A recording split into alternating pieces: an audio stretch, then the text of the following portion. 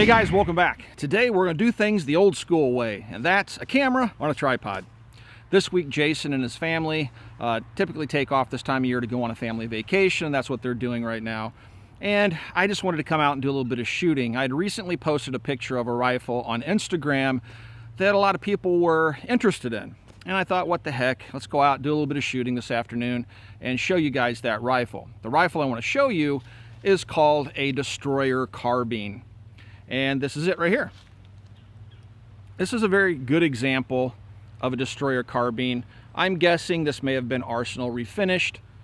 I've seen some pretty rough looking ones. The reason I have this one in my collection is because it looks so clean and everything seems to be correct on it. The rifle itself is based on a very popular military rifle, and we'll talk about that a little bit later here in the video. And it's chambered in 9x23, which is also known as 9mm Largo, 9mm Bergmann. The 9mm Largo, which is what I typically call it, looks like this, and it's just a few millimeters longer than a 9x19, right? So if this is 9x23 and a 9x19, it means it's 4 millimeters longer. So it's just a little bit longer. And it fires from a magazine that looks just like this. I can get 6 rounds comfortably into this magazine, and the magazine goes in the magazine well right here. We'll talk about the operation here in this video of the rifle, but what's really interesting is the fact that this little guy was used not by the military, but it was used by police forces in Spain and also by prison guards and folks like that. It's been involved in some conflicts, civil wars, things like that, but primarily this was not a infantry rifle or a military rifle. It would be more of a paramilitary rifle or a police rifle. And it kind of follows that theme that's been popular throughout modern cartridge history. If you go back to the 1870s, when cowboys would carry a rifle chambered for the same pistol cartridge as their handgun, that simplicity of keeping that ammo commonality means you don't have logistic strain of trying to keep 2 different types of ammunition. And so in Spain, the 9mm Largo was the standard issue cartridge of the time, thus they chambered this rifle in the same pistol caliber. They would have been using these rifles in the early 1930s and probably up until the 1960s. Again, I'm not a historian. That's for my friends over at Forgotten Weapons. Ian, you rock, brother. Those guys are incredible historians. And I don't know if they have a video out on the on this rifle or not, but yeah, it's a cool little gun. I'm going to show you a rifle that it's related to, its military cousin, and do a little bit of shooting this afternoon, have some fun with the 9mm Largo. 9mm Largo is not a PUD cartridge, guys. Obviously the case dimensions are larger, but it's a pretty stout little round. But in a rifle like this, the recoil is very, very mild. All right, let's get some magazines loaded up, or my only magazine. What's kind of funny is the guns are almost impossible to find, but the magazines are readily available. You can find them on places like Gunbroker and other places. The magazines aren't hard to find, but for whatever reason, since I've had the carbine, I've never gone out and purchased extra magazines. I should probably get on that right after this video. But let's get things set up and do a little bit of shooting with the Destroyer Carbine. I have 6 rounds loaded of this ammunition. Now guys, the 9mm Largo is very hard to find. At any given time, you may find 1 or 2 sources for it on the internet. You're not going to find it in your local gun store. Now the brass is readily available for those of you that shoot it quite a bit. You can make your own reloads. It's pretty easy to do. It uses a standard 9mm bullet. But I am capable of reloading, but I'm not much of a reloader. I simply don't have the time. So I purchase the commercial ammunition when I can find it. So anyway, let's give this stuff a shot. This is some new ammunition. I'll have to look at the box. I forget who makes it. I just came across it. Every once in a while, guys, when I start looking for ammo for my rare guns, I just go on AmmoSeek and I start looking around for ammo, and that's how I found this stuff. And yeah, so I've never shot this stuff through the carbine before. It's interesting to note that you'll notice right here, that's the magazine catch. To put the magazine into the gun, you actually have to push the catch back with your finger to insert the magazine easily into the gun. After that, it's just a standard bolt action. Run the bolt, make sure that the safety is in the fire position. That's probably giving away what its military cousin is, or brother or sister, or whatever you want to call it. All right, let's fire these first 6 rounds here.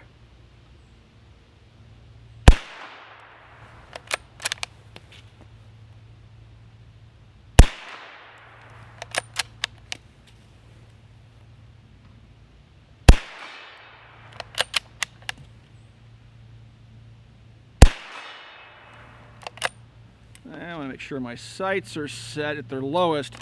I'm having to aim at the top of the challenge target down there to hit it. So I'm thinking maybe it's just a little bit low. So you'll notice this rifle has absolutely no recoil whatsoever. Has positive extraction and ejection, and it's just a real pleasure to shoot with that 9mm Largo chambering.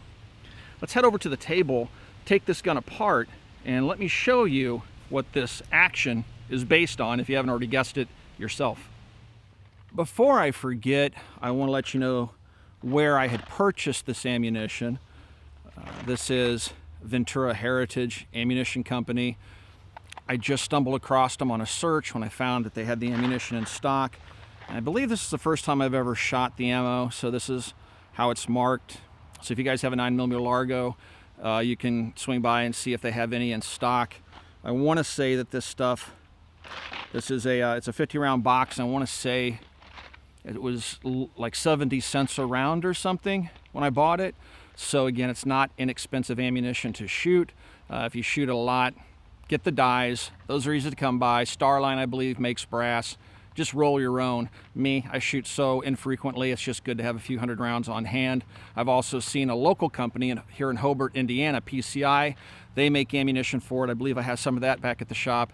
But PCI is of questionable quality. I've seen it blow up some guns at local ranges, so I'm real hesitant to use their ammunition, especially in my collectibles. So anyway, just a word of caution there. If you guys use PCI ammo, it looks like a bumblebee box, and it says PCI, and it's made in Hobart, Indiana, which is literally 20 minutes from my house.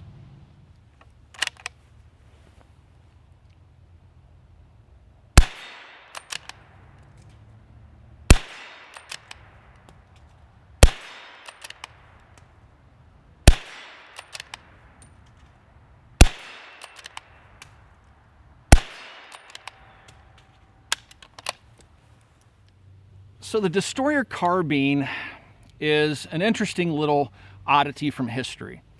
Not just because it's based on the 9mm Largo cartridge, but because it's based on a Mauser action. It's a miniature 1893 Mauser action. And you can see that just by looking at the gun up close. You can see it's definitely based on the Mauser. And also, obviously, as we've already shown, it has a detachable magazine. But the gun is very robustly built. It was manufactured by two companies that I'm aware of, and I've seen it said on the interwebs before that the Destroyer name is nothing special. That's the name of the manufacturer, and I don't believe that's true at all, since there were a couple of different companies that manufactured the rifles between the 1930s and the 1960s. Now, as I've already said, it seems like every time I do a video, guys, an airplane flies over at about 1,000 feet. That or Jason's dad is out mowing the lawn. But yeah, it's this one I think I've already pointed out, I believe, is probably an arsenal refinish. A lot of the guns that I've seen in the past are in very rough shape.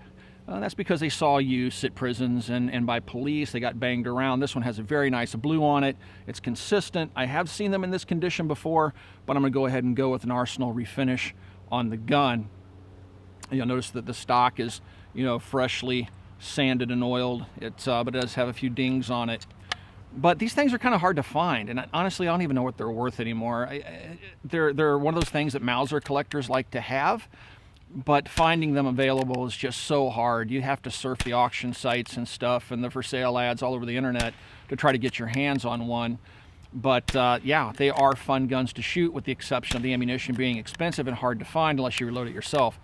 The rear sight is kind of a little miniature Mauser sight too, so you have a flip-up sight that's graduated, so you can shoot this little 9mm Largo cartridge at range.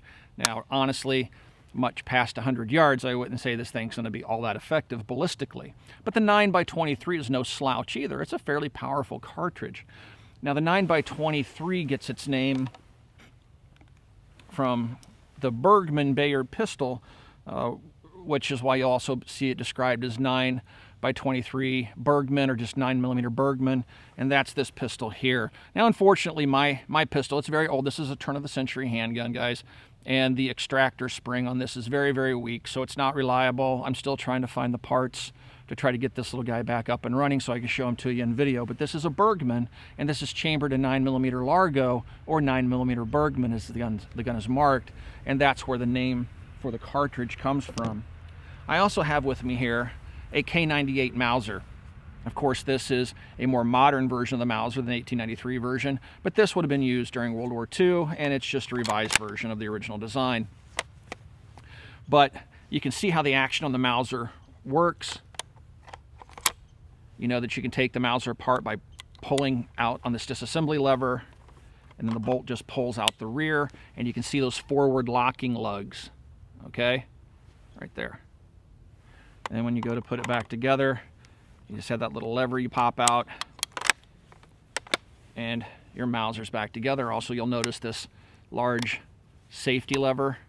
You're going to find that on the Destroyer Carbine as well. So yes, the Destroyer is definitely based on the Mauser action with a few differences. You'll notice that it does have that same safety on the top, but one thing that's different is you'll notice there is no disassembly latch on the left side of the receiver of the gun. How you take this one apart is you pull the bolt back, and you'll see here's the locking lugs in the rear of the bolt versus the front of the bolt like a traditional Mauser. You pull that back, and there's a little cutout in the receiver where it'll allow those bolt locking lugs to turn.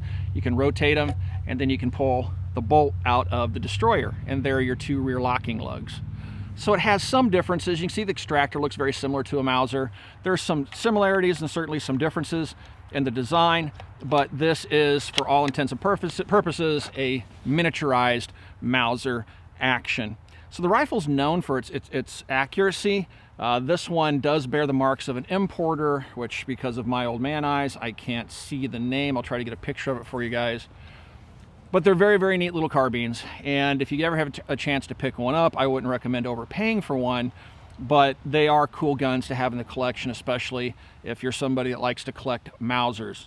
All right, let's load up some more ammunition and have some fun with this little guy, because really, I get a kick out of shooting this rifle. It's just so much fun. The ammunition's so hard to come by. I always keep a few hundred rounds on hand. I'm burning through what I have, and now I'm going to have to go out and try to find some more, because I hate having a gun in the gun room that doesn't have ammunition for it. So I got to remedy that right after this video. So I can't shoot the little cousin without shooting its original inspiration. That is the Mauser itself. I grabbed this one out of the safe today. It's one of a couple of different K98s I have, and I guess my cleaning rod's not staying seated anymore, and that just kind of goes with the territory. It's not biting the threads down in there, so it's walking out into recoil. I haven't noticed it do that before. I have to take it apart and take a look, but that's just part of the fun of owning milsurps, guys. They're going to need a little bit of help here and there. You're going to have to replace a few parts and do a little bit of work on them if you keep using them like I do. Like I said, it's just part of the territory. This one is, of course, chambered in 8mm, and this one has a lot more recoil than the 9mm Largo, but still a pleasure to shoot, and I really, really get a kick out of these old Mausers. I love the K98.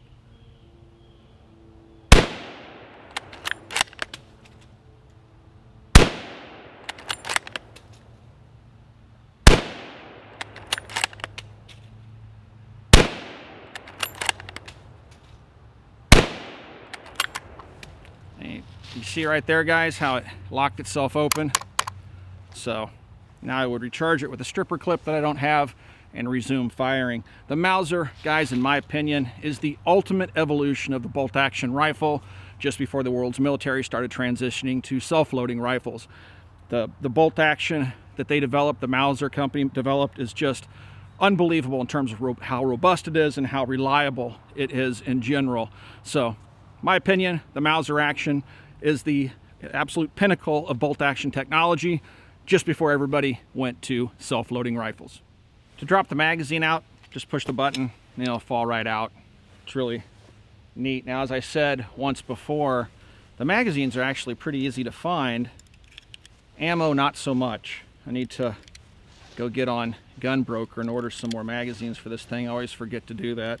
I probably won't shoot it for another 5 or 6 years, but it's nice to have spares, because when they're available, this is why I always tell people about classic firearms, the guns and their accessories and spare parts, buy them while they're on the market, because you'll forget, you won't do it, you'll procrastinate, you'll put it off 5 years later, you'll need a spare part like I need for my Bergmann pistol, and you won't be able to find one.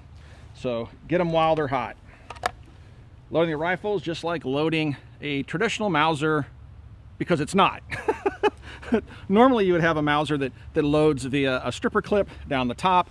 This one is loaded by a magazine right here, and again, you got to push the button to get the magazine to go into the gun easily. It's easier to do it two-handed versus one-handed like I'm trying to do. Just pull back on the magazine latch, put it in there. You can see how it loads. Now I have 6 rounds loaded up. Let's do a little bit more shooting here.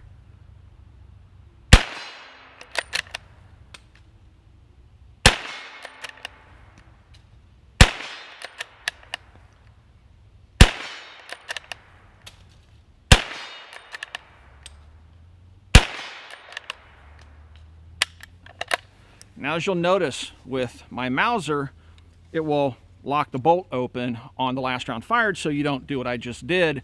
And you know, in the heat of battle or in a fight, you're not going to be counting rounds, and you won't be able to, you know when you're running out of ammunition in your rifle. So, you know, the Mauser will lock open. This one won't. It'll go closed on an empty magazine. So, you know, it's not bad to have a few extra magazines laying around. I don't know what they cost because I haven't looked in a long time. Yeah, so I'll have to definitely pick some more of those bad boys up. As soon as I get home tonight, I'm going to jump right on the internet before I forget and pick up some more of the magazines. They're really easy to load, and I've found this carbine, guys, to be an extremely reliable little carbine. And I can't say that I've actually tested it for accuracy because the ammunition can be so hard to find. It's just when I do shoot it, it's just kind of casual shooting like I am today.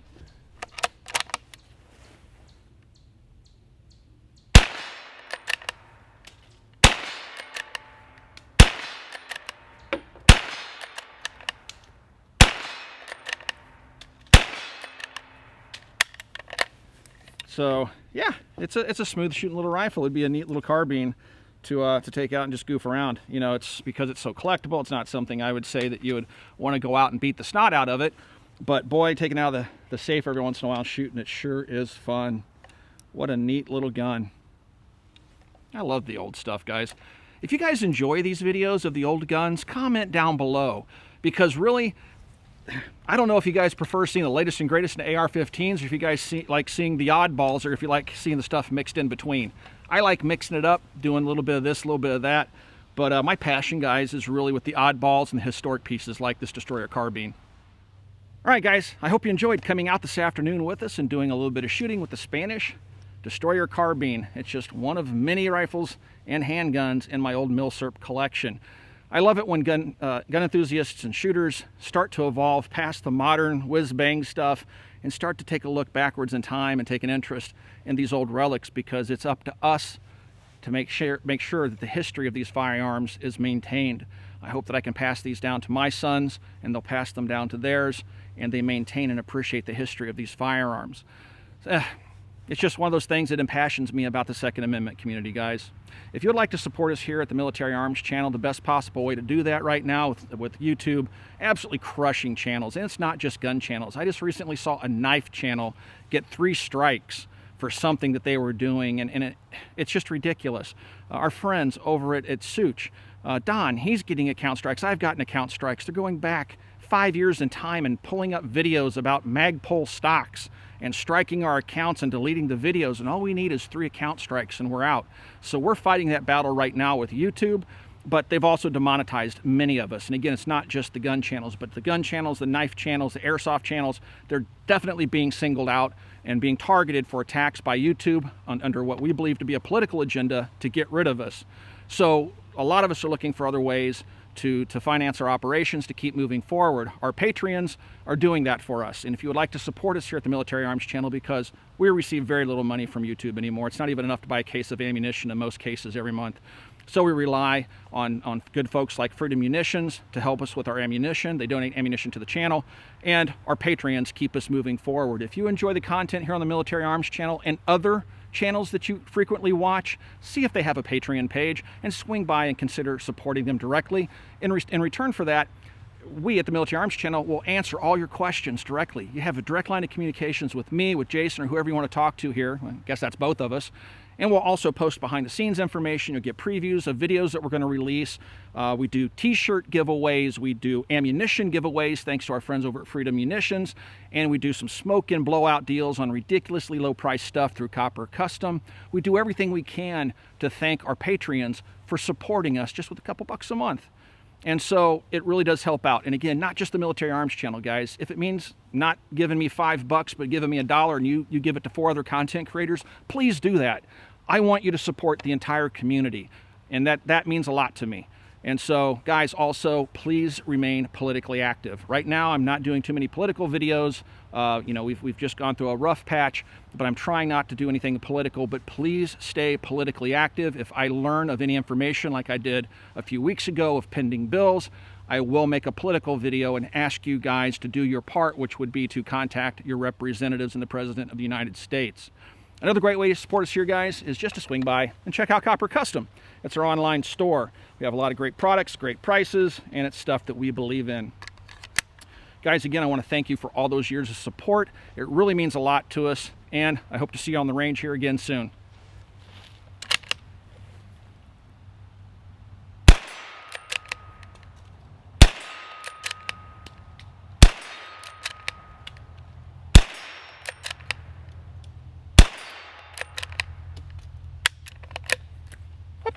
Only had 5 rounds left. See you guys later.